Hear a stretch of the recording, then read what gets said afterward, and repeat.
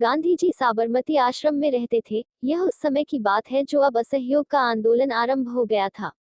लोगों में देश प्रेम की भावना आने लगी थी और उन्होंने अंग्रेजों को देश से निकाल भगाने और स्वदेशी अपनाने की ठान ली थी। एक नवयुवक गांधी जी के पास आया और उसने अपना परिचय देते हुए कहा, मैं पढ़ा लिखा हूँ, अंग्रेजी जानता हूँ, उच्च कुलीन हूँ, कृपया आप मेरे स्तर का कोई कार्य बताइए। मैं देश सेवा करने का जज्बा रखता हूँ और मैं आपको असहयोग आंदोलन में सहायता करना चाहता हूँ। गांधी जी धैर्य से उस युवक का पूरा परिचय सुनते रहे, किंतु ज्यों ही युवक ने अपना परिचय देना समाप्त किया, वैसे ही गांधी जी बोले, फिलहाल आश्रम के लिए भोजन बनाने की व्यवस्था करनी है, इसके लिए तुम चावल बिनने में मेरी सहायता करोगे। युवक ने अनमने ढंग से गांधी जी के साथ चावल बिनने के कार्य में हाथ बटाया। उसे यह कार्य करते हुए तनिक भी अच्छा नहीं लग रहा था।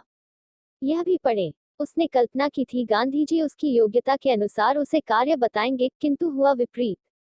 संध्या का समय था, वहां रह रहे लोग आश्रम की सफाई व्यवस्था में लगे हुए थे। ऐसा देखकर उस नवयुवक को तनिक भी अच्छा नहीं लग रहा था। वह नवयुवक उठा और महात्मा जी से आज्ञा लेना चाहा।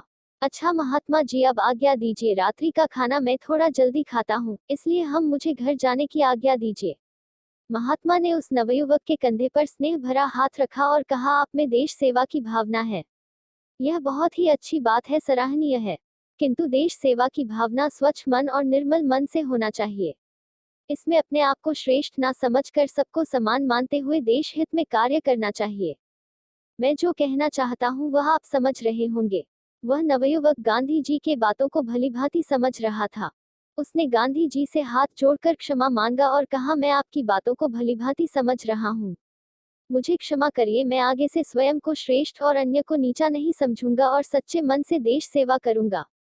महात्मा जी ने उस नवयुवक को सराहते हुए गले लगा लिया। इससे उस नवयुवक की आंखें भर आई।